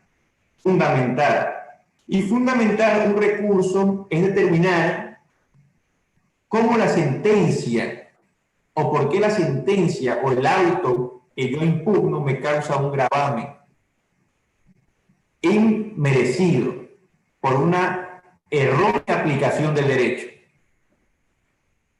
Por una errónea aplicación del derecho sustantivo o por una errónea aplicación del derecho adjetivo. Es decir, que hay un error al momento de resolver el fondo de la controversia o hay un error, un vicio en el procedimiento. Luego vamos a ver las nulidades, que también son un fundamento para apelar. Pero cuando yo hago una construcción lógica, en ciertos países, esta fundamentación del recurso de apelación o del recurso impugnatorio se denomina motivación del recurso. ¿Qué quiere decir esto? Que en estos otros sistemas jurídicos, la obligación de motivar, que es más fuerte que la obligación de fundamentar, no solamente la tienen los jueces, las autoridades públicas, sino también las partes que intervienen en un proceso y que interponen un recurso. Eso nos hace ver que el juez, al momento de valorar el recurso, va a analizar la lógica, la razonabilidad y la comprensibilidad del recurso. Entonces, cuando se propone un recurso sin fundamento, el juez de primer nivel generalmente no puede hacer mucho, porque está claro doctrinariamente que un recurso de apelación, por ejemplo, puede ser revisado por el juez de primer nivel en su sentido formal. Formal. El señor, ahí la forma se cumple, pero el juez no puede entrar a analizar el fondo. Es decir, yo no puedo entrar a decir no está fundamentado respecto al asunto de fondo que se decide, porque eso lo va a hacer el tribunal de alzada. Yo lo que analizo son las cuestiones formales, por ejemplo, lo presentó dentro del término, esa es una cuestión formal, ha emitido una fundamentación sobre el fondo del asunto, no analizo el fondo del asunto de la apelación, lo que analizo es si por lo menos hay un argumento sobre el fondo del asunto. Porque si no, yo estaría pasando a ser la corte de alzada. Entonces, el juez de primer nivel puede revisar las cuestiones formales del recurso, la fundamentación, la parte formal, pero no la cuestión de fondo. Es decir, por ejemplo, en un caso de niñez y adolescencia, yo termino resolviendo una pensión de $100. El señor interpone un recurso en el que dice que la pensión no debió fijarse en $100, sino en $150. Yo no podría negar el recurso diciendo, bueno, mi sentencia está totalmente fundamentada y lo que este señor está interponiendo, el señor que interpone el recurso, está haciendo una aplicación incorrecta de las normas. Por lo tanto, lo niego, no es fundamentado. Eso no puedo hacerlo jamás. El primer nivel no puede hacer eso jamás. Tiene que ser, el juez lo que puede decir es, presentó oportunamente el recurso y hay un argumento expuesto sobre la parte que él piensa de la sentencia que lesiona sus derechos. Vaya el recurso al Tribunal Superior y que el Tribunal Superior se pronuncie sobre si está bien fijada o no la pensión de alimentos. Pero no quiere decir que yo no puedo advertir que el recurso se ha presentado dilatoriamente. Yo lo puedo advertir, pero no puedo hacer nada. No puedo emitir un criterio sobre eso. Pero el Tribunal de Alzada, que es competente para revisar la cuestión de fondo, sí podría decir que usted ha presentado el recurso de forma maliciosa, abusando del derecho a recurrir. ¿Por qué? Porque la decisión del juez de primer nivel es evidente que está bien tomada. O sea, ha sido tan explícito el juez de primer nivel, tan comprensible, que en ningún caso podría considerarse que alguien no entienda lo que ha resuelto el juez de primer nivel. Listo. Listo, muchas gracias, doctor, por la aclaración. Bueno, empezamos con la siguiente persona, por favor. Tenemos la participación del abogado Milton Gustavo. Por favor, estimado doctor, encienda su micrófono, le escuchamos.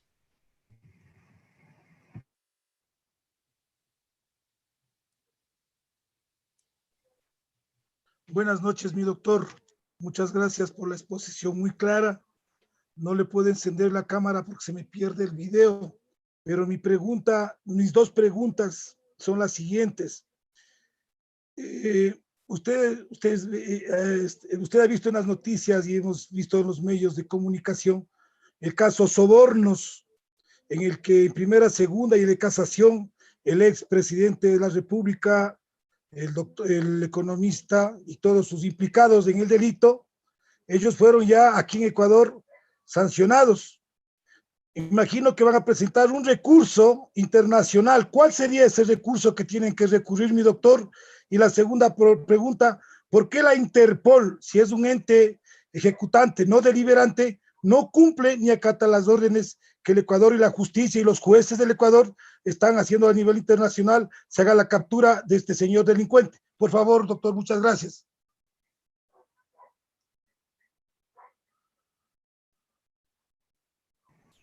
Bien, quiero pedir a los compañeros que las preguntas que se realicen, por favor, sean relacionadas con los temas que hemos estado tratando, que no son temas políticos, son temas eminentemente académicos.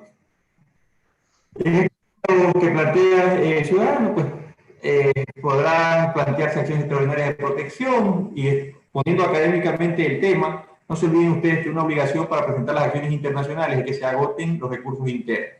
Entonces estimo yo que lo primero que han de hacer pues, es acudir a la justicia constitucional ecuatoriana, pero repito, y he respondido esta pregunta por respeto a ustedes, porque han escuchado la intervención, pero por favor, denegado a cualquier tipo de preguntas que tengan este contenido político, ¿ok?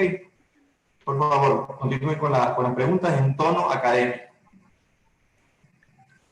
Claro que sí, doctor. Bueno, en este momento ya no tenemos participaciones con audio. Por favor, podemos comenzar con las participaciones por texto que nos dejaron en nuestro chat. No sé si tal vez usted, doctor, tiene visualización del chat de Zoom. Hay tantos mensajes que se me dificulta encontrar las preguntas. No sé si tú podrías revisarlas y hacerlas. Sí, claro que sí, doctor. Bueno, a ver, tenemos aquí una participación de Alfonso Cedeño Loor. Bueno, dice lo siguiente. Dentro de un proceso judicial siempre habrá un vencido. Este vencido tendrá el derecho a impugnar para obtener la materialización de la doble conforme. Sin embargo, ¿considera usted que existe exceso de recursos en Ecuador? Apelación, casación, revisión e incluso los recursos constitucionales como la acción extraordinaria de protección, que a la larga no permiten la aplicación de celeridad en la administración de justicia, propios de la tramitación de cada recurso. Yo diría que en el Ecuador no hay un exceso de recursos. Yo diría que en el Ecuador también se quería cometer, desde mi punto de vista, un error al incluir en el Código Orgánico General de Procesos el recurso de revisión.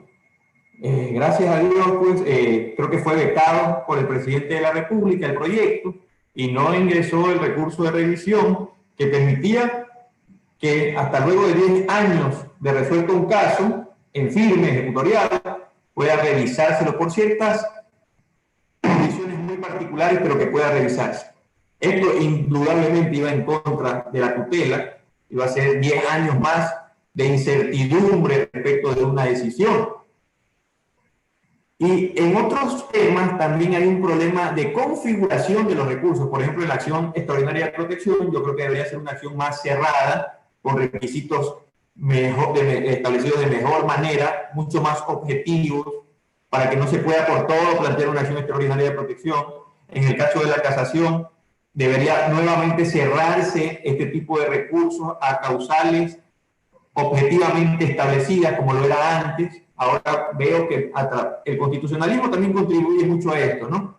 Al hecho de que se discutan también los derechos.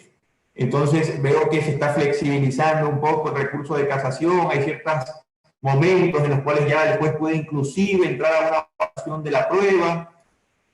Antes podía entrar a un análisis de aplicación de las normas de valoración de la prueba, ahora no. Ahora hay en ciertos casos, hay una resolución de la Corte Nacional de Justicia en que le permite inclusive analizar las pruebas del caso. Entonces, si bien los recursos creo que son correctos, estamos cometiendo en su dinámica, al momento de establecer las causales para que se pueda plantear esto, creo que estamos flexibilizando mucho esto en contra de lo que es la efectiva tutela de los derechos en un plazo razonable. Es decir, que las causas se están demorando un poco más. Pero no creo que estos recursos no deban existir. Creo que debemos establecerlos de mejor forma para evitar que por cualquier cuestión se los pueda utilizar. En el caso de la justicia constitucional, hay que tener en cuenta, si bien está diplomado en Derecho Procesal Civil, en el caso de la justicia constitucional, hay que tener en cuenta cómo la Corte Constitucional se encuentra atrasada. Esta Corte está trabajando mucho mejor, pero igualmente se encuentra retrasada por la incesante cantidad de causas que le ingresan. La acción extraordinaria de protección, si bien no es una instancia, prácticamente se ha convertido en eso, porque todo juicio donde se permite apelar y casar termina con la acción extraordinaria de protección. Perfecto, doctor. Tenemos una siguiente participación. Dice lo siguiente. ¿Hasta qué punto se tiene una revisión o análisis completo del fallo dictado en primera instancia si en buena medida no hay revisión de la prueba? Más aún cuando tenemos recursos extraordinarios como casación, en el cual se analizan los hierros o vicios de la sentencia en base a los hechos probados constantes en la sentencia recurrida. Esa es una buena pregunta que me implica tocar un tema que no es de este módulo parcialmente. Todo depende del recurso. No en todos los recursos, no en toda la impugnación no se puede analizar la prueba. En el recurso de apelación se puede analizar tranquilamente la prueba. El juez de alzada puede analizar tranquilamente la prueba. Puede inclusive volver a valorarla. Yo puedo apelar porque considero que se ha valorado mal un testimonio. Por eso yo les decía que este es un recurso ordinario, un recurso que no tiene requisitos especiales. En cambio, el recurso de casación, que no es materia de este módulo, sí tiene causales especiales. Pero como yo les decía hace un momento, este recurso se está flexibilizando y en ciertos casos, inclusive, puede volverse a hacer un análisis probatorio. No es doctrinariamente esta la idea del recurso de casación. El recurso de casación, la idea doctrinaria es de que se revise solo la aplicación de la ley. Eso es lo que establece la doctrina. Pero en el caso ecuatoriano pueden revisar el tesauro de la Corte Nacional de Justicia de las resoluciones con fuerza de ley y van a encontrar una resolución en la que inclusive se faculta, en cierto modo, hacer una nueva valoración de los medios probatorios en el recurso de casación, pero eso no es materia del módulo. En el caso de la apelación, le respondo a quien haya realizado la pregunta, puede realizarse exhaustivamente el proceso. Perfecto, doctor. La siguiente pregunta dice lo siguiente. Al presentar una impugnación de tránsito ante el juez de otra jurisdicción cercana, pero de la misma materia, el juez que conoció la acepta el trámite, pero la archiva. ¿Lo correcto sería que la debía remitir al juez de la jurisdicción correspondiente o estaría bien que se archive? Al inicio que decía, perdón. Al presentar la impugnación de tránsito ante el juez de otra jurisdicción cercana, pero de la misma materia. Esa pregunta no es pertinente porque es una diplomatura de Derecho Procesal Civil.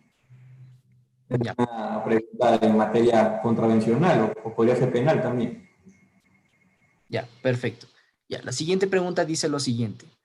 Bajo el tradicional hecho de que entren bomberos, no se pisan la manguera, ¿cree usted oficiosos impugnar? Ya. O sea, me imagino que está redactada la pregunta. Estimo que la has leído bien, pero está mal redactada. La persona que pregunta establece que puede haber un espíritu de cuerpo entre los jueces y que resulta inoficioso impugnar, porque si hay un espíritu de cuerpo, pues el juez de segundo nivel le va a dar la razón al juez de primer nivel. Realmente eso no es así. No es así.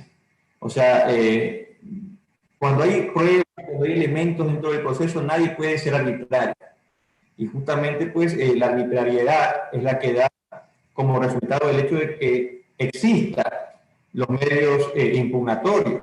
Si tengo un juez arbitrario, pues yo impugno la decisión y muy probablemente el tribunal de alzada va a revertir esa decisión. No se da en ningún caso eso del espíritu de cuerpo, de que porque somos jueces, ningún juez me niega la sentencia. A mí me han revocado, me revoca el fallo, me han revocado varias veces fallos, aun cuando conozco, no como a profundidad de amistad y eso, pero los conozco a los respetables miembros de la Corte Provincial de Los Ríos, me han revocado fallos, tengo amigos que son amigos de otros jueces de sala, les revocan fallos. O sea, lo que prima fundamentalmente al momento de decidir sobre estas impugnaciones es si el apelante, el recurrente, el casacionista, tiene o no tiene la razón. Y se ha fundamentado el recurso de forma tal que el tribunal de alzada pueda revisar y tomar en cuenta el vicio que se ha cometido en la sentencia de primer nivel o en el auto que se impugna. Perfecto, doctor. Pasamos a la siguiente pregunta. Dice lo siguiente. En el caso del proceso por cobro de honorarios, si bien la ley establece que no hay recurso de apelación, ¿dónde queda el derecho a recurrir al derecho internacional para que se cumpla el doble conforme? La Corte Interamericana, y esto ha sido recogido también por la Corte Constitucional ecuatoriana, y esto es doctrina universal también en las Cortes Europeas, han establecido, yo se lo manifesté al momento de dar la charla, la relatividad de los derechos humanos. Los derechos humanos son absolutos, son relativos. Y en esta relativización de esos derechos entra mucho la facultad que tienen los legisladores para configurar los procedimientos que van a formar parte de los sistemas jurídicos. El legislador, siempre y cuando no se afecte desproporcionalmente un derecho constitucional, que no haya evidencia de esa afectación, puede limitar los derechos. El derecho a recurrir, como el derecho a la vida, en el caso de otros países puede ser limitado. Así lo ha establecido la Corte y no por eso se vulnera el derecho a recurrir, sino porque en muchos procesos el recurrir puede resultar hasta intrascendente, por ejemplo, en un proceso voluntario. En otros tipos de procesos que más bien son solicitudes, son trámites muy rápidos, puede resultar impertinente que exista ahí una facultad para impugnar y por tanto el legislador decide no establecer un recurso para ese tipo de procesos o negar expresamente la posibilidad de que se pueda interponer algún tipo de recurso, como en el caso del juicio por cobro de honorarios. Ahora bien, para analizar si en este caso específico del juicio por cobro de honorarios es constitucional o no esta restricción de poder apelar, deberíamos entrar pues a analizar en sentido estricto la proporcionalidad de la medida que ha tomado el legislador. Pero en primer momento es necesario indicar que ese derecho humano, como cualquier otro derecho, este derecho a recurrir como parte del debido proceso, que es un derecho humano, puede ser relativizado, puede ser relativo, no es absoluto, y de eso puede valerse el legislador al momento de configurar los procedimientos judiciales. Perfecto, doctor. Continuamos a la siguiente pregunta. Dice lo siguiente. Si todos los procesos son impugnables, o al menos casi todos, ¿por qué las impugnaciones de tránsito no se pueden impugnar a pesar de causar afectación a los derechos de los ciudadanos?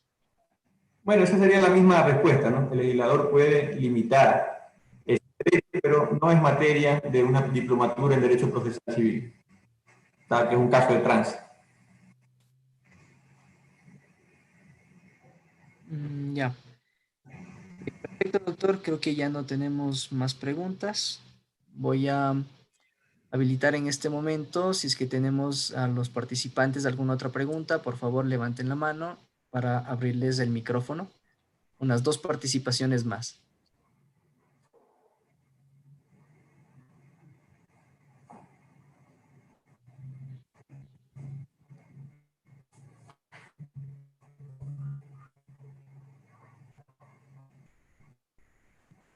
Sí, bueno, doctor, creo que ya no tenemos más. Ah, no, sí, tenemos una pregunta más de Mariano Coello.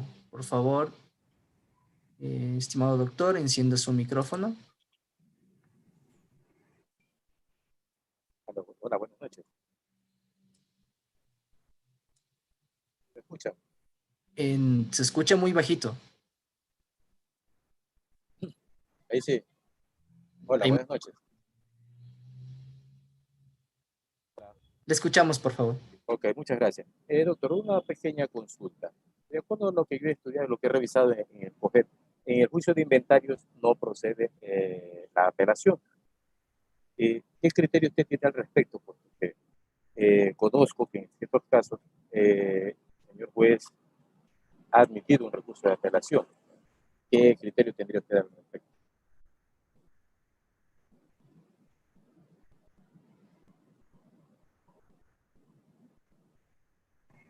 perdóneme que le aclare un poco su duda, para entenderla bien. Usted dice que actualmente no procede el recurso de apelación y que antes sí procedía en el juicio de inventario. Como le decía, de acuerdo a lo que he revisado, en el COGET no permite el recurso de apelación, ¿verdad? En el juicio de inventarios. Pero conozco casos en los que los jueces están aceptando el recurso de apelación. Entonces, quisiera saber cuál es su criterio. Pero usted hacía una relación con el proceso de inventario anteriormente. O sea, en el Código de Procedimiento Civil. No, doctor, actualmente con el COGET. ¿Y quién ha dicho que no puede apelarse en ese juicio? Bueno, como le indico, según lo que yo he revisado, no procede la apelación en esos casos.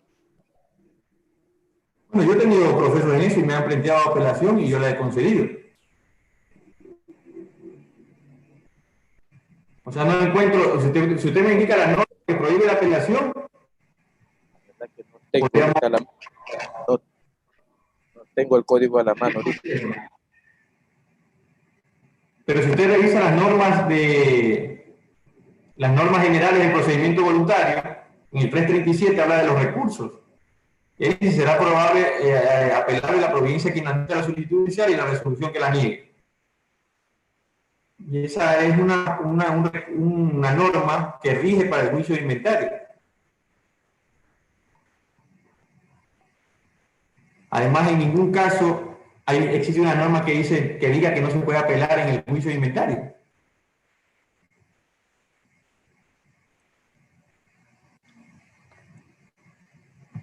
¿Alguna otra pregunta? No, doctor, ya no tenemos más preguntas. En este momento ya podemos dar por concluido, ¿sí? La clase de hoy. Tenemos, por favor, en este momento la presencia del doctor Ezequiel Ramírez González. Sí, él es licenciado en Derecho por la Universidad La Salle, egresado con mención honorífica, maestro de Derecho Constitucional en la Facultad de Derecho Barrial Nacional de Abogados, egresado con mención honorífica en Magna Cum Laude y obtuvo el grado de doctor en Derecho por la misma institución con la tesis La instancia de inconformidad de los procesos de contratación de bienes, arrendamientos y servicios de la Administración Pública Federal como herramienta para combatir la corrupción en México. Por favor, estimado doctor Ezequiel, en este momento vamos a hacer el cierre del día de hoy. Podemos habilitar el micrófono, por favor. Claro que sí, muchas gracias. Muy buenas noches a todos. Muy buenas noches en especial al doctor Manuel Arévalo por su magnífica clase del día de hoy, la cual tuve la dicha y la oportunidad de escuchar. Creo que es un tema muy relevante que a todos nos deja una gran inquietud y que nos va a deleitar con más sesiones como esta. Mi intención es agradecer a la Universidad Técnica Estatal de Quevedo por este esfuerzo tan importante que están haciendo con la diplomatura de experto litigante en materia civil, procesal civil, que es algo fantástico que estemos reunidos el día de hoy, cerca de 450 personas capacitándonos en temas importantes de actualidad y renovando estos bríos de la capacitación y la docencia. Para los que no me conocen, yo soy director general y fundador de Juristas LATAM, una asociación que en compañía con la Universidad Técnica Estatal de Quevedo hemos propiciado y divulgado más eventos como este. Y mi intención no es esta, más que saludarlos, darles las gracias a todos ustedes por estar presentes en este evento, felicitar al doctor Manuel Arévalo por su gran manifestación e intervención, e invitarlos también a que conozcan un poco de Juristas LATAM. Nosotros estamos en medio de un ciclo de conferencias que termina el 12 de diciembre. Cada sábado son conferencias gratuitas, se expide una constancia, lo único que se necesita enviar es un correo electrónico con su nombre completo y de ahí se seguirán los pasos para que puedan presentar su constancia digital. Es un evento en donde participan 20 ponentes a lo largo de los sábados de aquí hasta el 12 de diciembre. de 14 diferentes países. Y este sábado tenemos al doctor Iván Pedro Guevara Vázquez.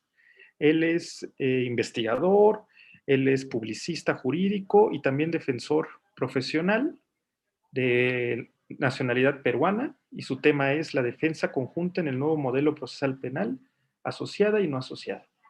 Y de verdad, felicitarlos a todos ustedes, saludarlos, conocerlos y hacerles esta cordial invitación. Agradezco también mucho a mi amigo y colega, el doctor Cristian Mora Naula, al quien le tengo un afecto, un cariño y una admiración sobresaliente.